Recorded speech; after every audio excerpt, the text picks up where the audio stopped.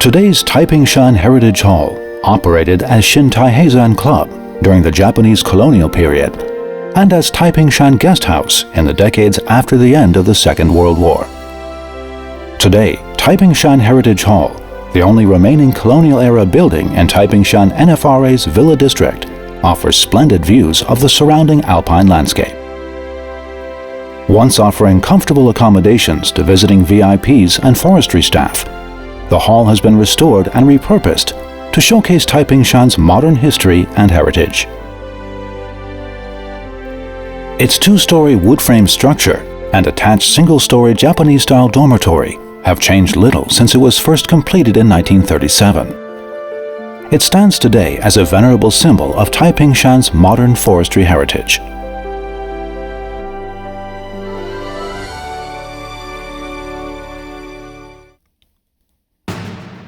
In 2012, a torrential typhoon downpour shifted the foundation, severely damaging the building and separating sill beams from support columns. Further structural damage, even total collapse, posed a clear and present danger. To safeguard Taiping-shan's historical heritage and protect this witness to Taiping-shan's century of forestry history, in 2018, a rescue and restoration effort was launched in earnest at this logistically difficult site at 2,000 meters above sea level. Same as Alishan, Taiping-shan used to be an important commercial logging area. Alishan opened up earlier, but Taiping-shan ultimately produced more timber volume. That's why this building was built so well, made with lots of attention to detail. There were 5 rooms on the first floor, all for visiting forestry office staff. The VIP rooms were on the second floor, 2 rooms, both reserved for VIPs. They weren't used otherwise. Of course, they'd be made available if the president visited. Back then, there were a lot of companies building 2-story wooden structures. But 2-story public-funded dormitories were a rarity. This is a rare example of a public agency dormitory from that time. Once we finish our disassembly survey, we'll take everything apart. Then we'll firm up the foundation and put everything back in place piece by piece. I reckon that after the restoration, this building will stand here forever. It encapsulates the modern history of Taiping-shan.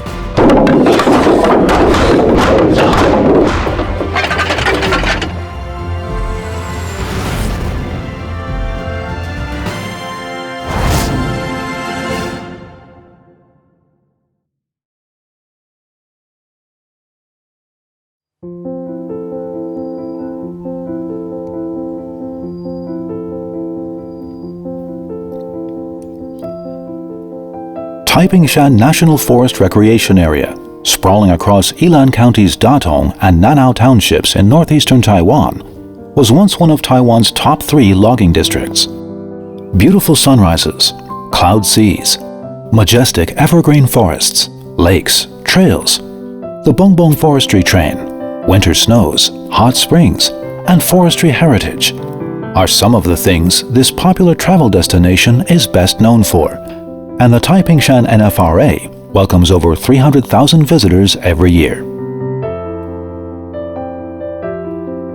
The predominantly modern buildings in today's Taiping-shan Villa area provide services and accommodations for the NFRA's regular stream of visitors.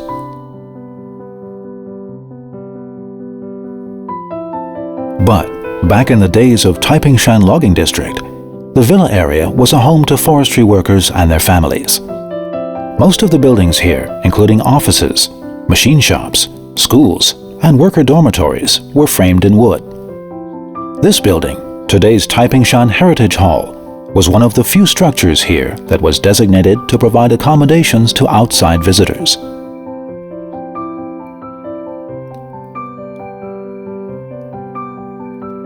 Back then, Taiping-shan Logging District wasn't a recreation destination, but a serious commercial forestry operation engaged in felling, skidding, and transporting logs, which helped fuel national economic growth.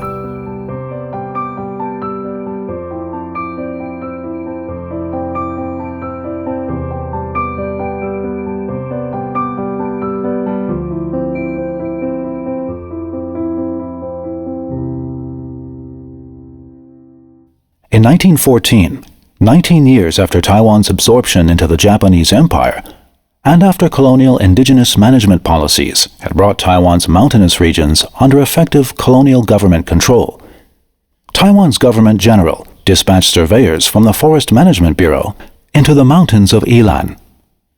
They returned with data on ancient forests rich in high-value cypress. That following November, the first loggers and log transport specialists, as well as logging engineers from Alishan Logging District, arrived in Yilan to establish logging operations. The Japanese renamed this mountainous region from the original Atayal, Miannao, to Taiheizan, meaning Mountain of Peaceful Calm. The so-called early period of logging at Taiping Shan had begun. Commercial forestry on Taiheizan improved steadily over the subsequent 2 decades, with the scope of early period logging expanding outward into the Maoxing and Sanxing Shan districts. With the focus of logging now far from the initial base camp, the base of operations was moved from Old Taiping Shan to New Taiping Shan in 1937.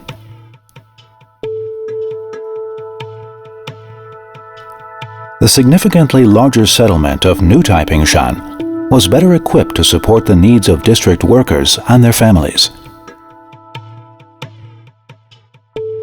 Shin Taiheizan Club was built to be part of this new community. This building would later serve as the Taiping Shan Guest House and today's Taiping Shan Heritage Hall.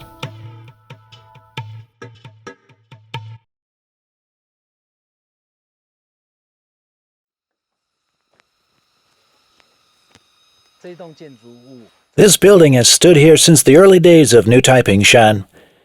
It's been renovated, but structurally it's the same as when it was first put up. Classic Japanese building techniques were used in its construction. Back then, companies typically provided rudimentary accommodations for staff that, while covering basic needs, were not what you would call roomy. This was not only large, roomy, and exquisitely built, it had 2 stories, which was a rarity among contemporary company dormitories. The exterior design of the 2-story section here, this is only seen in best quality construction projects.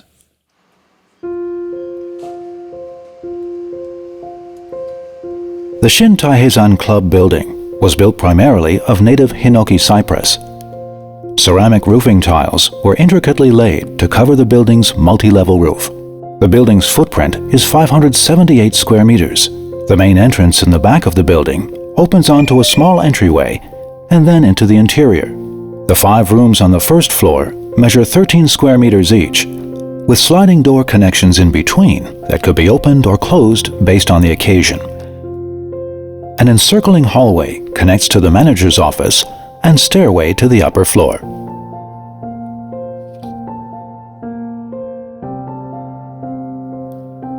The 2 rooms on the second floor are 13 and 17 square meters each.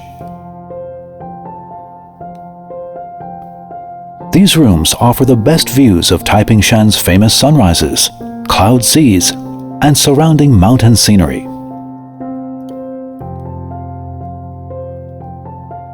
Classic Japanese architectural design elements, such as recessed areas, alcoves, and study nooks, further highlight the uniquely special character of this heritage building.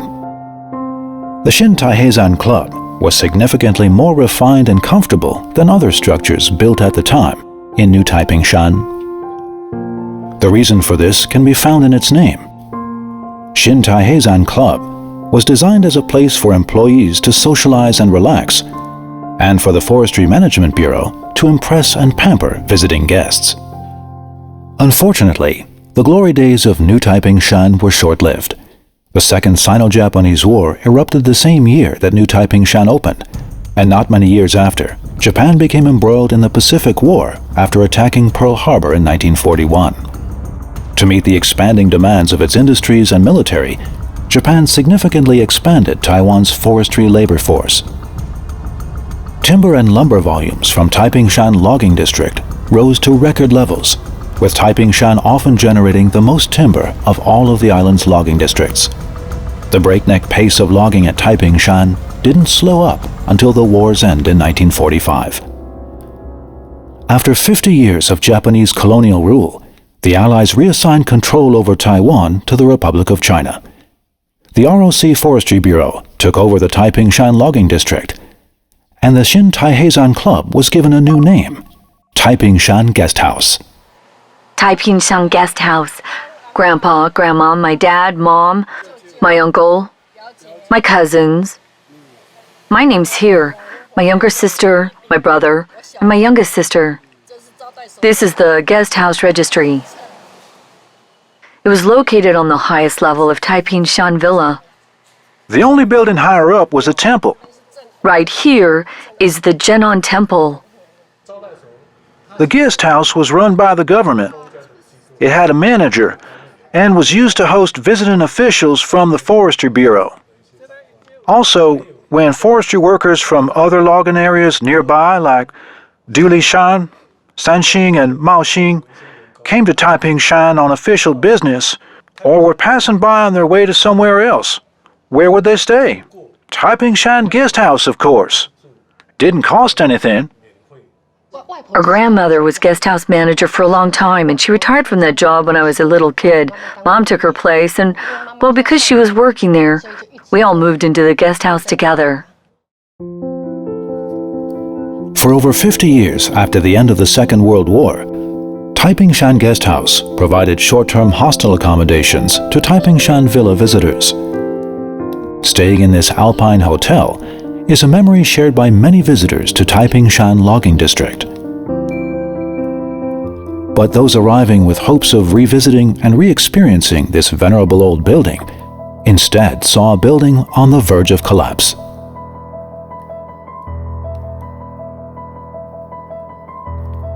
In 2012, torrential rains brought by Typhoon Saola caused slope slippage that shifted the guest house sideways and destroyed or severely damaged the rail line and many buildings below.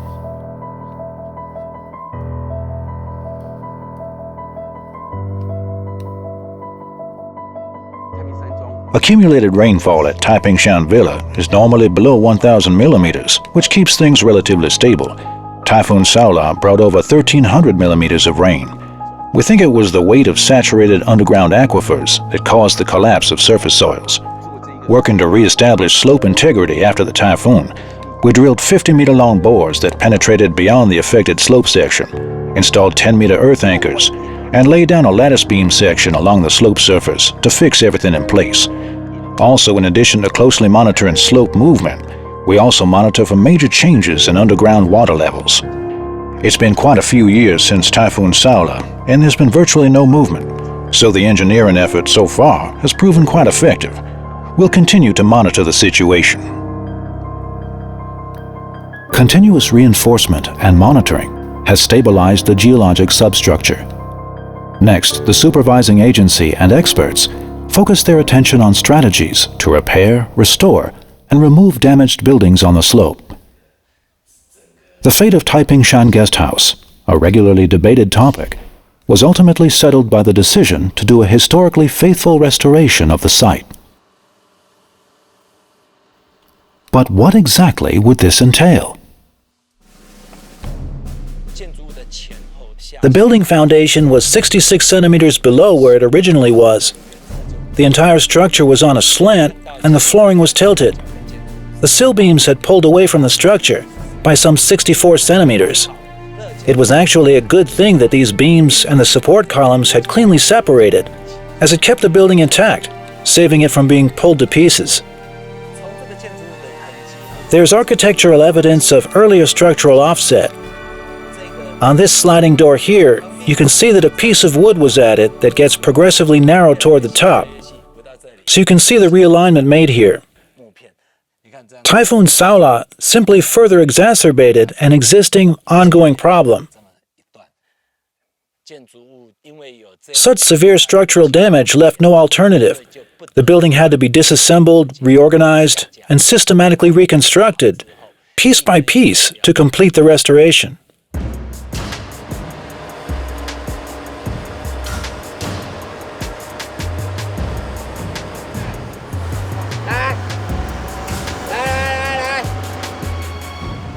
A historical building restoration team established a permanent presence on Taiping Shan between the end of 2018 and 2020. Their first task was to make sure that the faithfully restored building could be reset on its original foundations. To this end, the engineering team installed an array of micropiles on the site fixed in concrete, and then erected a retaining wall made of tightly compacted soil mixed with pebbles to harden the soft soil.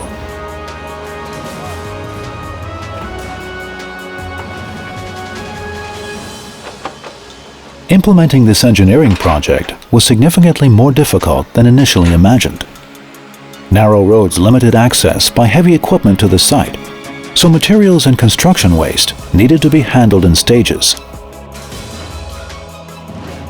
However, the greatest challenge facing workers at the site, all of whom worked long hours, was the high variability in temperatures on the mountain, both between day and night, and between sunny and cloudy days.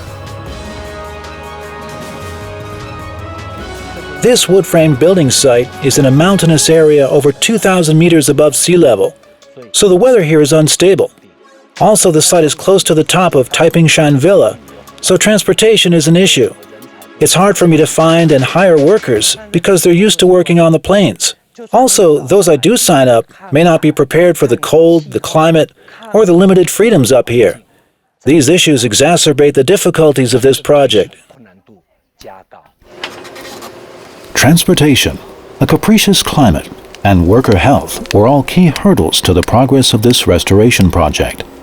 However, there was no alternative but to invest the necessary time and labor.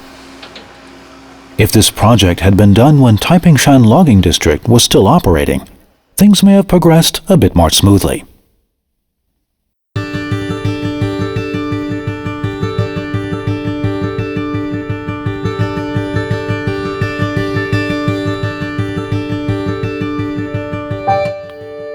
The 1960s was the most productive decade for the Forestry Bureau's Taiping Shan Logging District. Logging work had by this time switched over from handsaws to chainsaws, which increased productivity exponentially. The timber industry was both a pillar of the national economy and an important job creator. Despite the high mountain environment, fickle weather, temperature swings, and inherent dangers, jobs at Taiping Shan Logging District were readily filled. The district could be reached by rail and cableway. There was also plenty of wood and carpenters to build new structures, and every worker lived in a dormitory or shed. Moreover, income was steady, and the district ran a school, so many workers brought their entire family up with them. At its peak, over 2,000 people lived in the district. This is a period remembered fondly by many forestry workers and their families. I lived on Taiping Shan from childhood and went to Taiping Primary School. Later I took a job at Taiping Shan Station. Taiping Shan was like a big family. No one locked their doors. The adults with jobs went off to work. Office workers went to their offices.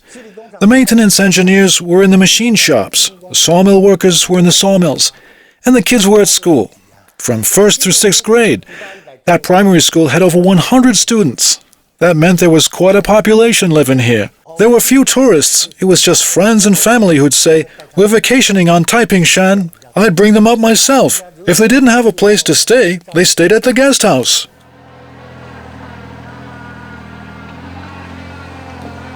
Several months later, after the foundation had been stabilized, workers prepared for the piece-by-piece disassembly of the entire building.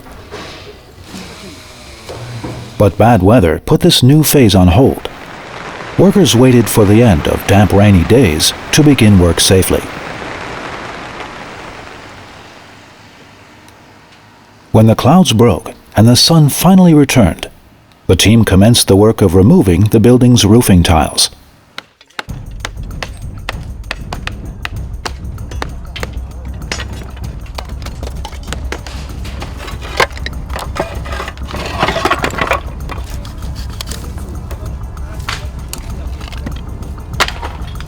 Moss and grass had overrun the roof in the years since Typhoon Saola, with vegetation particularly thick along the sunward western side. This had seriously damaged the roof and its water resistance.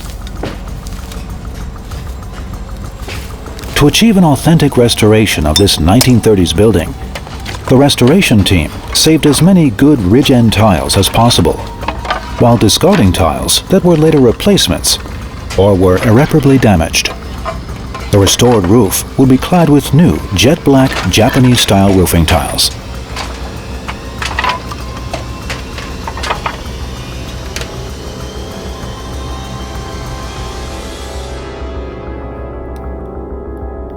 After many days of non-stop work, the roof was tile-free. Next, work focused on disassembling all of the building's walls, doors, windows, and interior decor, leaving bare the wood elements. These wood elements were then individually tagged with data on dimensions, position, and condition to summarize each piece and to streamline the disassembly and subsequent reassembly processes. This step was key to ensuring the ultimate success of the restoration project. A dismantling survey was required for this historical building, and serial numbers are used to let everyone know, for example, where a post originally stood and whether wood is reusable or not. Serial numbers will be catalogued and then referenced during reassembly work. This mainly involves structural elements. Generally, good wood will be reused in the restoration, while degraded wood will be replaced or repaired. The survey identified over 800 structural wood elements in the building. 52% could be used as is, 16% could be repaired and reused, and 32% were damaged beyond repair and required replacement. Regardless of their condition, all of the wood elements were disassembled to confirm initial analyses and to begin repair work. This was a heavily time-consuming and technically challenging stage of the project.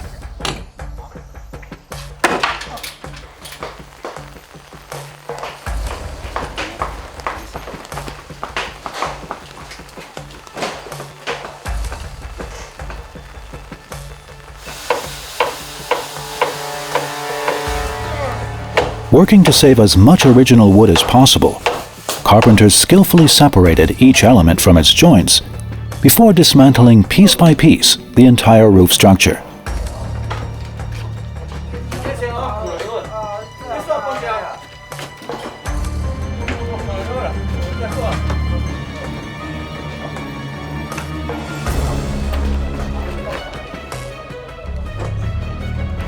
It was a painstaking, slow process. As work progressed, the structural stability and safety of the remaining structure needed to be carefully monitored. The combination of two-story and one-story structures in this building meant that every stage of dismantling changed how weight was distributed across the structure. Also, the existing tilt to the building further complicated calculations. Thus, dismantling work had to begin at the top and work to the bottom, as well as maintain structural balance horizontally as work progressed.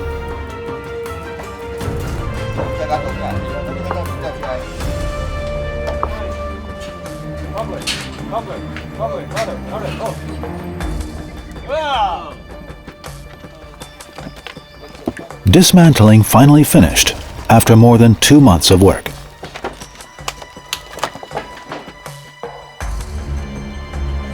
During this stage, the two main support beams for the second story also finally saw the light of day.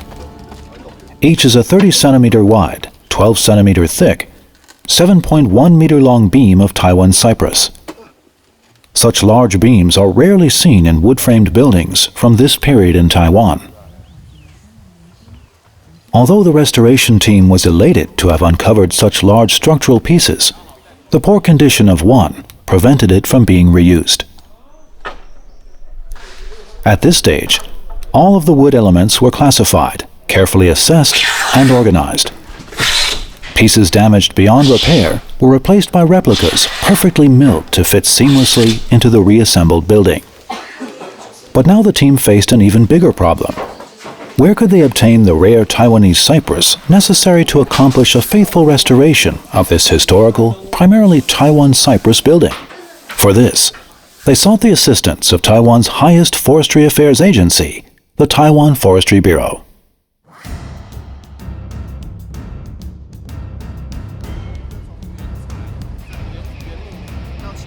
Logging in Taiwan's natural forests is no longer permitted, so the logs here came to us primarily as driftwood, with the rest coming from construction sites or from trees felled for safety reasons.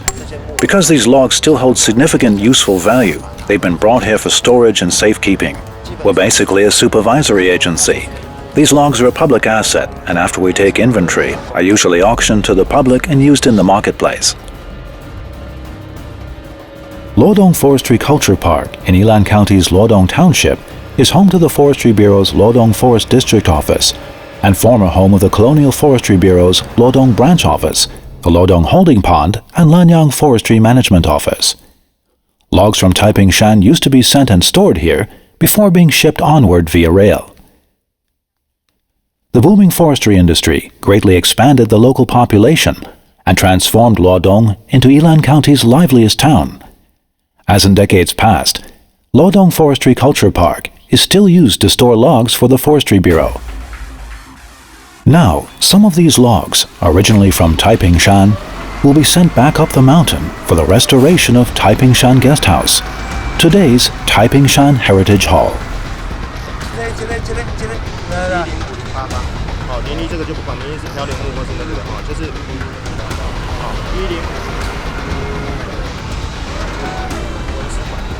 Taiping Shan Heritage Hall is a historical building that dates back to the Japanese colonial period. It was originally built of cypress and was made of wood sourced in the surrounding forests. So for this restoration effort, we thought that because we're doing this historical restoration, of course we hope to use Taiwan-sourced cypress wood. But the old mature cypress required for this project is difficult to find in the marketplace. Considering this issue, we thought about wood that we'd recovered after Typhoon Megi around 2016. Rain during that typhoon had flooded out a river silt dam in the Mingzhi area and sent logs downstream, endangering roadways. We sent a team in and eventually cleared the logs out. We've confirmed each of these logs as originating in the Taiping Shan area. Using Taiping Shan wood to restore a Taiping Shan historical building keeps things close to home and reduces the project's carbon footprint. In this way, we hope to show that beyond restoring a building, we're doing something that reflects our commitment to the forests, to the ecosystem, and to sustainable management.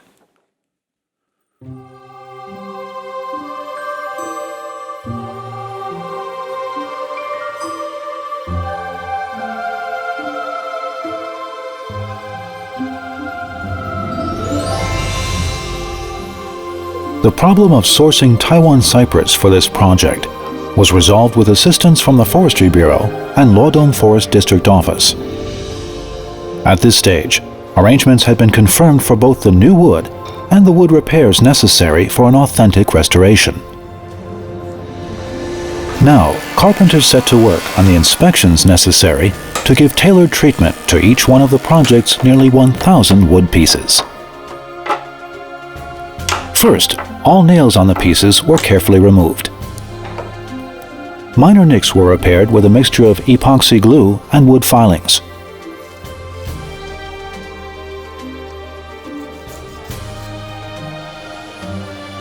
Larger problems were fixed with wood inlays. Surface paint and grime were removed with gentle sanding.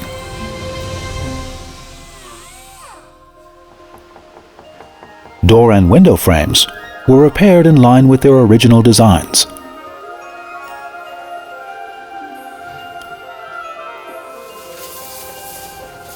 The detailed inspection findings indicated that, apart from ceiling panels, floorboards, and some structural wood elements, most of the original wood could be restored and reused.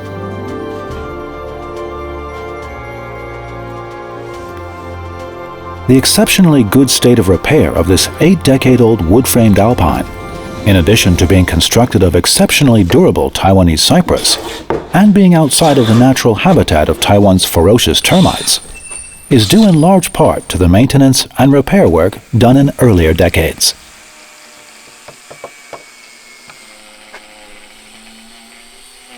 Records show that major repairs to Taiping Shan Guest House were done between 1977 and 1978, with special attention given to structural integrity and building safety. The primary reason for this earlier renovation was an impending visit from a heavyweight VIP.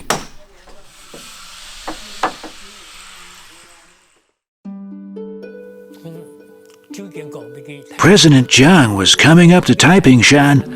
President Zhang Jingguo. Uh-oh. The two-story Taiping Shan guest house was the largest building available. Our carpenters gave it a good look over and made their report. Sir, they said, it hasn't been maintained in a while. What if it falls over? We had plenty of lumber, both at the machine shop and the lumber mill. The carpenters were tasked with taking the necessary measurements and doing faithful repairs. Damaged wood was pulled out, and boards were nailed in to cover the space. The repairs we made back then to the building used a lot of wood material. It was a public building. Safety first. Our supervisor said, "Good job. You did what was needed." After this major renovation, the president stayed just one night in the second-floor rooms. Nonetheless, that renovation allowed the building to remain in use. Later on, it became a regular place for film crew and cast to stay when filming in the area. This latter-day revival gave us precious full-color images from the building during the final years of the Taiping Shan logging district.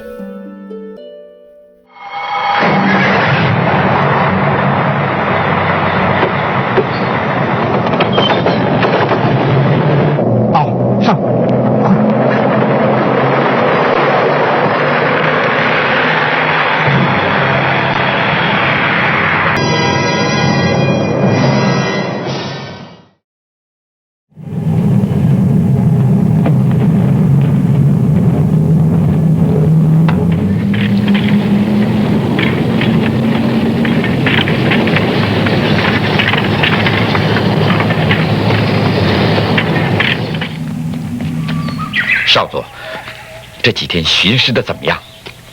太平山的木材坚硬，都是上好的材料。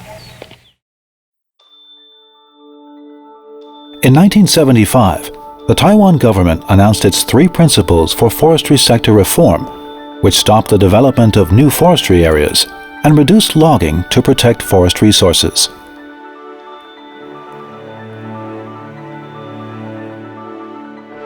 The forestry industry nationwide gradually moved toward permanent closure, and Taiping Shan Logging District was reorganized as Taiping Shan National Forest Recreation Area.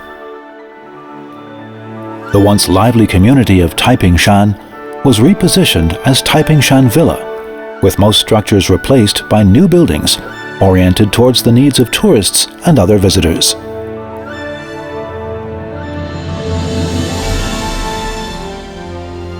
Only a few structures remained. Among these was the colonial-era Taiping Shan Guest House, which, now closed to overnight guests, was rededicated as an exhibition space for forestry history under a new name, Taiping Shan Heritage Hall.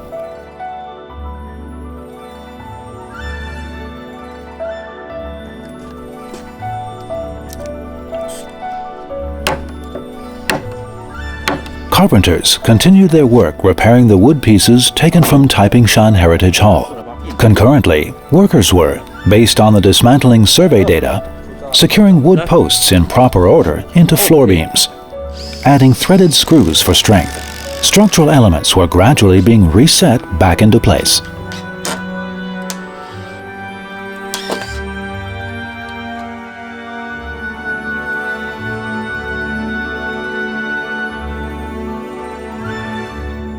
After disassembly, the damage to this piece here was identified as rot rather than insect damage. It was too damp.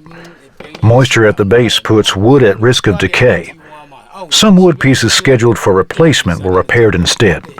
If the repairs are inadequate, we cut off the damaged bits and use it anyway. We can cut a tenon joint out here. Don't let any piece of original material go to waste. Make optimal use of all new materials. Reassembly work began just half a year after the building was dismantled. The carpentry team took every precaution, carefully confirming the position of each joint and every connection.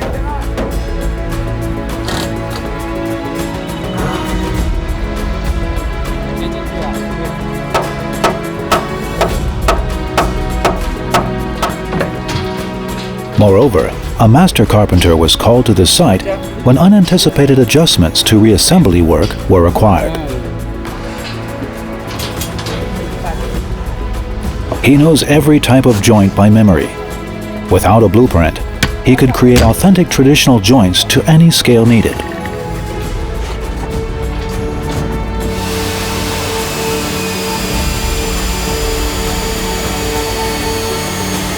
His set of professional skills fit hand in glove with this project.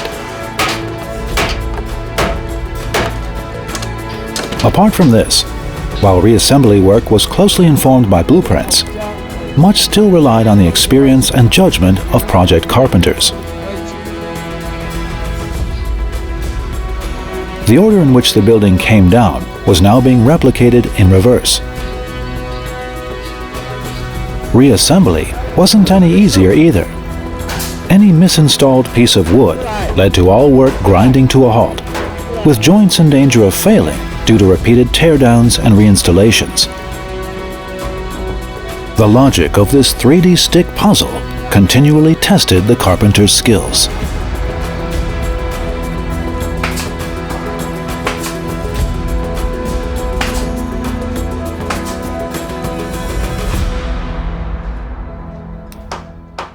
The reassembly process further challenged the restoration team to ensure the longevity of their building.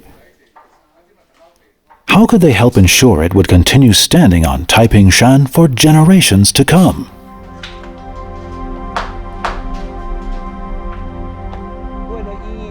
Taking into consideration changing climate trends, we've added quite a few new safety enhancements to reinforce building joints and make the whole building safer. Foundation sleepers and structural post connections are all now reinforced with metal brackets. Also, the joints where posts connect with the roof structure are reinforced with metal brackets too. Some of the bad original posts had damage only at the ends. The midsection wood was still good, so we shortened their length. Thus, in every area, you can see in the corners we've added angle braces to increase bracing and shear force stability, making the whole structure safer. This is the second-story floor beam. When we first uncovered it to do our disassembly survey, this side here was facing outward, and the entire face was badly decayed. Thanks again to the Forestry Bureau's Luodong Forest District Office, we received a log that was large enough to make this replacement beam. Now the new and old beams connect here. After setting the joints into place, concern was raised that the old wood might not be safe enough, so we reinforced the connections with metal plates to further support the weight of the second floor. Without affecting the building's original structure, reinforcements were merged onto traditional architectural elements. But all this was not yet enough to guarantee the longevity of this high-mountain, wood-framed building. Taiping Shan's wet and rainy climate is detrimental to structural wood, making effective waterproofing of critical importance.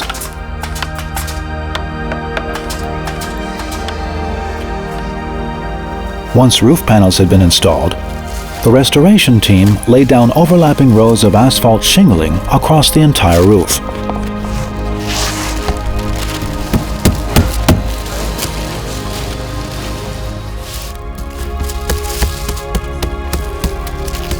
The goal was to create a tightly sealed protective coating over the roof that covered every single connection and exposed element. Moreover, all exterior wood joints were protected under water-repellent canvas and waterproof brass cladding to keep rainwater and other moisture out. No possibility was left to chance in keeping water away from the building to deliver durability and longevity. With everything in place, the Japanese-style black tiles and original ridge-end tiles were installed on the roof. Next, the doors and windows were put back into place.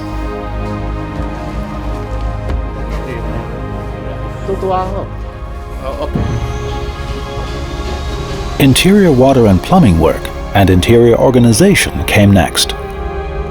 Finally, after 6 years of planning and over 2 years of restoration work, the faithful restoration of Taipingshan Heritage Hall to its colonial-era glory is now nearly finished.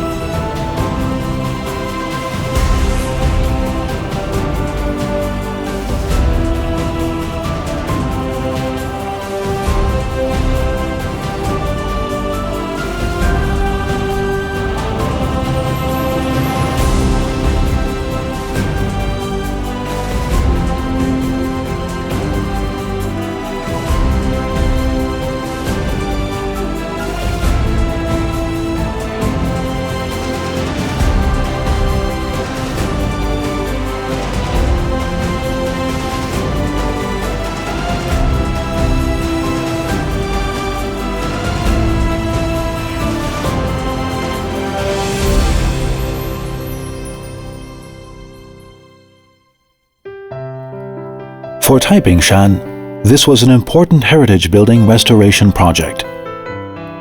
More than a tourist hotspot and visitor service center, the hall preserves an important piece of Taipingshan heritage that embodies nearly a century of Taipingshan forestry history. Today, Taipingshan Heritage Hall offers tantalizing hints about those who once lived and worked here. Moreover, this is a living display of traditional wood frame construction.